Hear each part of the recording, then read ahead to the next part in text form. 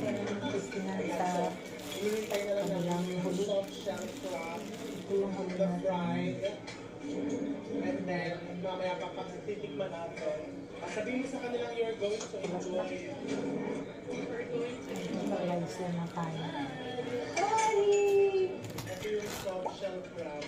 Alam mo to, yung hindi mo na kailangan balakan. Di ba, Nay? Favorite Yung natin ano, yung soft shell kapin. crab dyan sa food court na sayang para mo. And tignan mo, hitik na hitik sa bawang. That's the word of the day. Hitik na hitik.